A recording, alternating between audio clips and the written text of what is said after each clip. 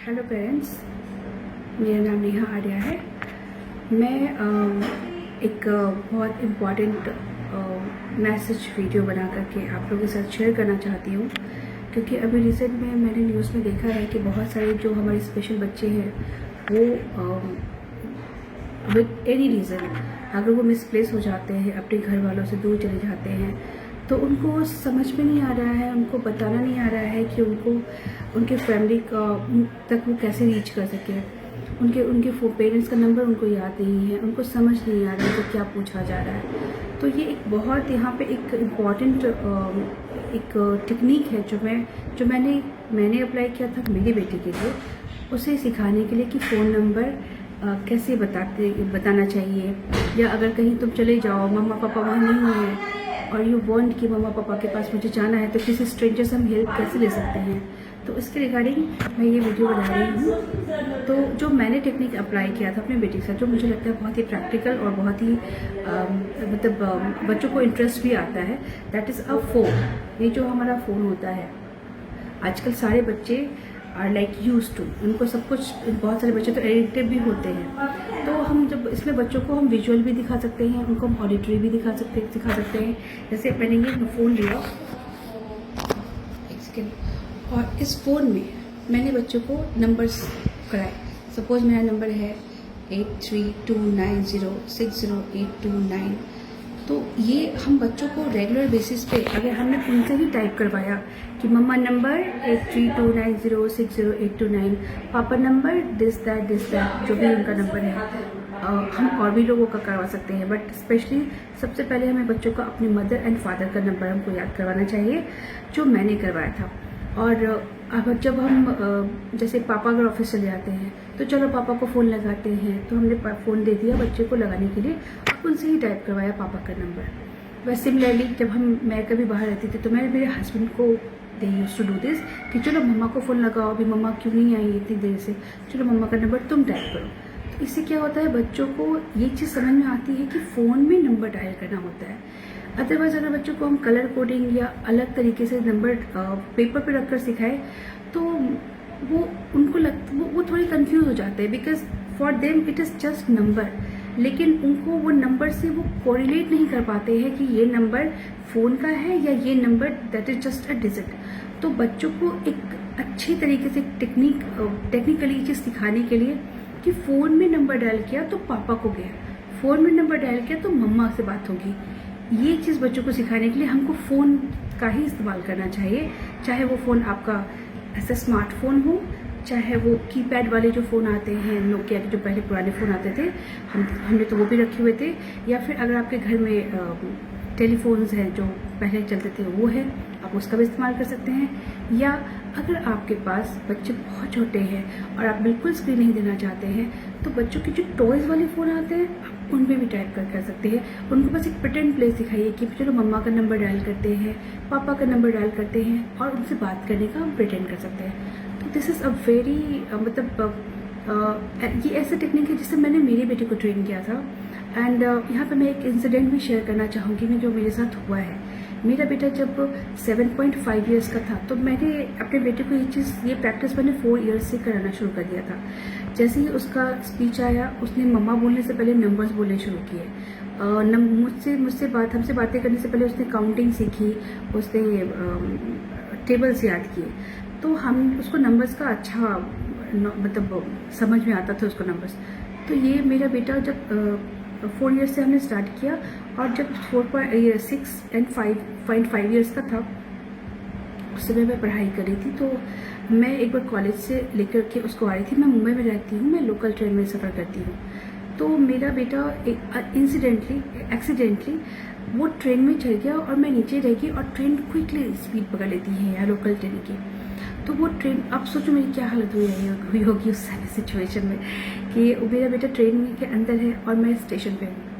But I was panic कि मेरा बेटा कहीं दरवाजे पे आकर के कहीं कुछ ऐसा, वो पैनिक में आके मम्मा छूट गई है, क्योंकि ऐसा सिचुएशन में हम कभी पड़े नहीं थे। तो मैंने उसको इसके लिए ट्रेन किया था, बट दैट वाज विजुअल, उसको प्रैक्टिकली हमने नहीं कराया था। बट मैंने इस चीज़ को देखा कि माई सन वॉज वेरी कम। मम्मा छूट गई है, उसने बस एक बार से मुझे देखा, मम्मा मम्मा बस ऐसे किया और करके फिर वो अंदर चला गया। एंड आई वॉज लाइक, जैसे वो मेरी नज़रों से दूर गया, आई वॉज लाइक कि मेरा बेटा, अब मैं क्या करूँ, मेरा माइंड बिल्कुल काम नहीं कर रहा है। तो फिर मैंने सोचा कि अगर मैं यहाँ से कूद के अपनी जान भी दे दूँ तो भी मैं मेरी बेटी की कोई हेल्प नहीं कर सकती हूँ।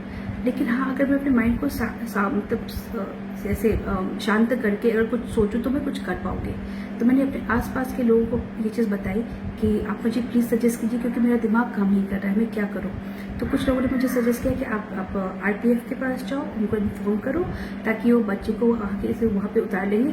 कुछ लोगों ने मुझे सजेस्ट किया कि तुम 4 मिनट पे ट्रेन आ रही है दूसरी, आप उस ट्रेन में बैठो और जाओ। और हाँ, मैंने एक इम्पॉर्टेंट काम किया था। जब मेरा बेटा ट्रेन में छूट गया था तो उसके बगल में 2 लड़के खड़े थे, तो मैंने उनको चिल्ला के बस उतना कह दिया था कि मेरे बेटे को सीवुड स्टेशन, जो कि नेक्स्ट स्टेशन है, मैं खारगर से मुझे मीलापुर जाना था, तो मैंने चिल्लाकर उनको कह दिया कि मेरे बेटे को सीवुड में उतार देना प्लीज़, क्योंकि मुझे सीवुड से फिर उल्वे की ट्रेन लेनी थी।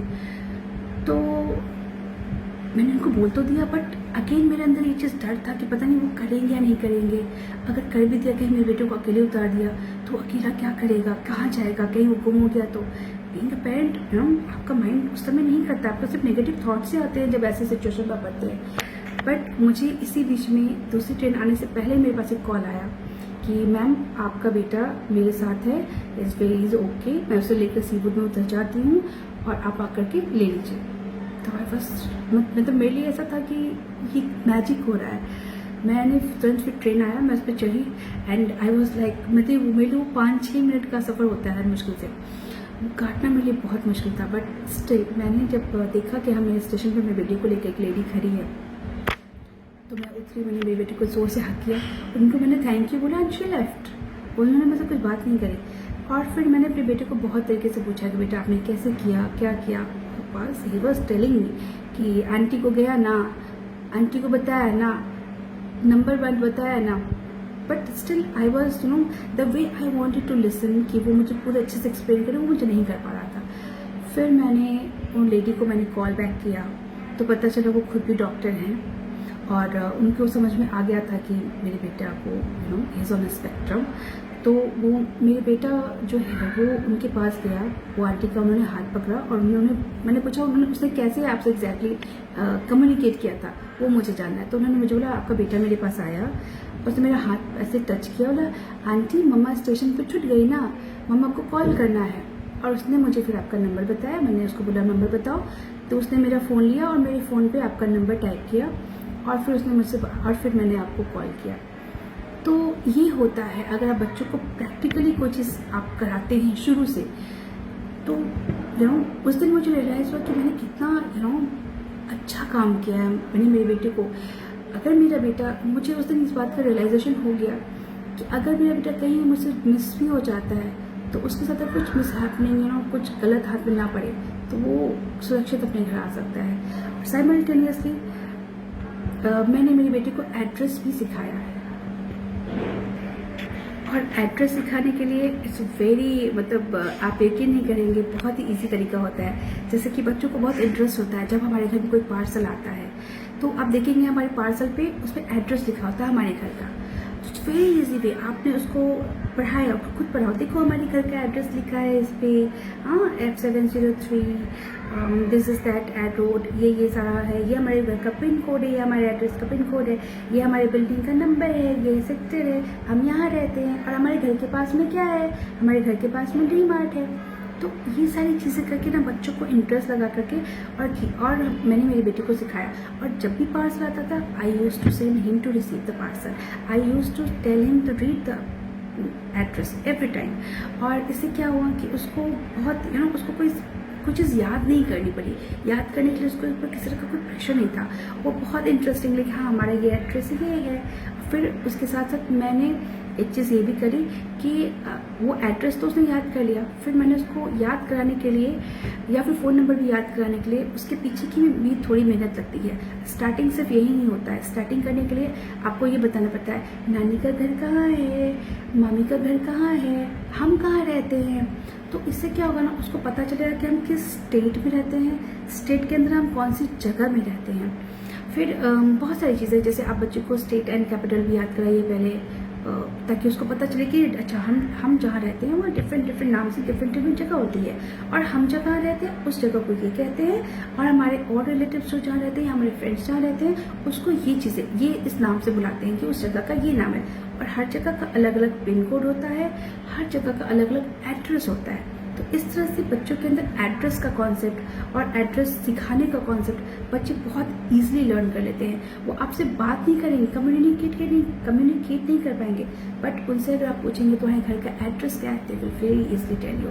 उनसे अगर आप पूछेंगे आपकी मम्मी का नंबर क्या है, they will very easily tell, they will take your phone and they will type the numbers and they can help you. तो इस तरीके से मैंने मेरी बेटी को एड्रेस सिखाया। हाँ, आई एग्री दैट ये बहुत लॉन्ग प्रोसेस था, बहुत लंबा टाइम लगा इस चीज़ के लिए, बट मेरा बेटा जब 6.5 ईयर्स का था, उसको सबके एड्रेस पता, सबका, उसको 6.5 नहीं, आई थिंक वो आई थिंक 4.5 ईयर्स का था, तब से उसको नंबर सारे सबके नंबर याद है, नाना नानी दादा दादी, उसके बुआ मामा, सबके नंबर उसको याद है। उसको हमने ये भी बताया था कि आपको सबसे पहला नंबर किसका डायल करना है, यानी मम्मा का, फिर पापा का, उसके बाद सारे सीक्वेंस में फिर हमने उसको ये चीज़ कराया। फिर एड्रेस के लिए उसको हमारे घर का भी एड्रेस पता है। फिर जब हमको किसी के यहाँ पार्सल भेजना होता है, तो जो हम एड्रेस लिखते हैं, तो अगेन मैं मेरे बेटे से ही टाइप करवाती थी कि बेटा आप टाइप करो नंबर क्या है।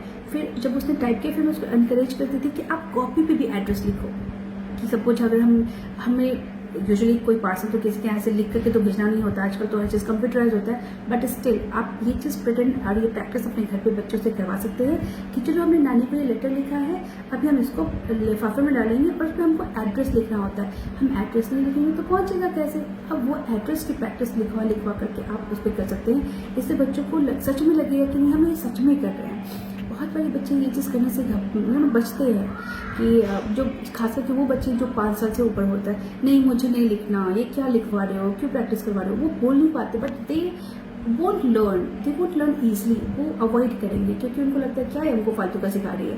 बट अगर आपने ये ऐसे प्रैक्टिस कराया, they will definitely get encouraged and they will definitely do. So on this note, I think video थोड़ा बहुत लंबा हो गया, but still it was a very important message to do to spread among you. So मैंने सोचा कि मैं ये चीज़ आपके साथ करूँ, मैं आपके साथ ये चीज़ मैसेज करूँ। So thank you so much. अगर मेरी इस टेक्निक से किसी को भी हेल्प मिलती है और अगर आप लोग को मदद मिलती है, अगर आप सिखा पाते हैं अपने बच्चे को, मुझे बहुत खुशी होगी, क्योंकि ये मैंने कहीं से सीखा नहीं है, ये मेरा अपना खुद का एक्सपीरियंस है। Thank you so much.